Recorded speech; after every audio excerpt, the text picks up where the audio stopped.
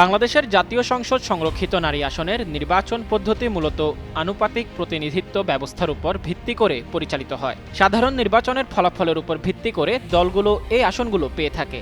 সম্প্রতি ত্রয়োদশ জাতীয় সংসদের সংরক্ষিত নারী আসনের ভোট আগামী 12 মে অনুষ্ঠিত হবে বলে জানিয়েছে নির্বাচন কমিশন ইসি। এই লক্ষ্যে আগামী 8 এপ্রিল তফসিল ঘোষণা করা হবে। সোমবার রাজধানীর আগারগাঁওয়ে নির্বাচন ভবনে সাংবাদিকদের এ তথ্য জানান ইসির সিনিয়র সচিব আক্তার আহমেদ। আইন অনুযায়ী জাতীয় সংসদের মোট ৩৫০টি আসনের মধ্যে ৩০০টি আসনে সাধারণ ভোটারদের সরাসরি ভোটে প্রতিনিধি নির্বাচিত হন, আর বাকি ৫০টি আসন কেবল নারীদের জন্য সংরক্ষিত থাকে।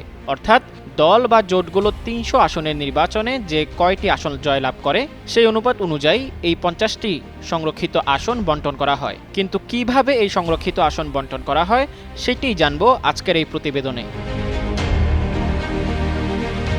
সংরক্ষিত আসনের সংখ্যা নির্ধারণের জন্য একটি সুনির্দিষ্ট গাণিতিক সূত্র ব্যবহার করা হয়। নিয়ম অনুযায়ী কোন দলের প্রাপ্ত সাধারণ আসন সংখ্যাকে ৫০ দিয়ে গুণ করে ৩০০ দিয়ে ভাগ করা হয়। এই হিসাবের মাধ্যমে দলগুলো তাদের প্রাপ্য আসন সংখ্যা জানতে পারে।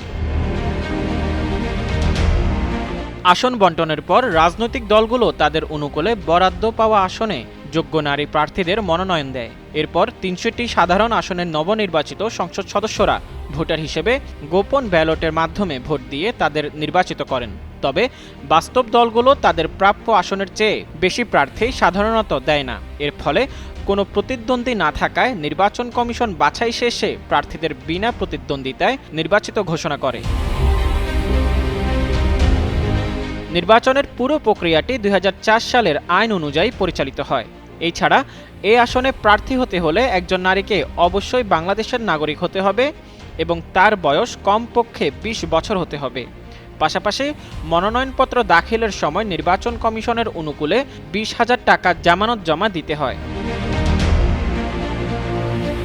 এছাড়া সংরক্ষিত নারী আসনের কোনো নির্দিষ্ট ভৌগোলিক সীমানা বা এলাকা থাকে না। কমিশন এগুলোকে এলাকা ভিত্তিক না করে সংরক্ষিত মহিলা আসন ১, সংরক্ষিত মহিলা আসন ২ এভাবে ক্রমানুসারে চিহ্নিত করে। তবে তারা সাধারণ সংসদ সদস্যের মতোই রাষ্ট্রীয় আইন প্রণয়ন, সংসদীয় স্থায়ী কমিটিতে দায়িত্ব পালন এবং নিজ নিজ এলাকার উন্নয়নে সরকারি অনুদান পেয়ে থাকেন। সাধারণ নির্বাচনের পর নির্বাচন কমিশন এই আইনের অধীনেই তফসিল ঘোষণা করে নির্দিষ্ট সময়ের মধ্যে নারী আসনের নির্বাচনের যাবতীয় কাজ সম্পন্ন করে। মোজাম্মেল পায়েল, যুগান্তর নিউজ।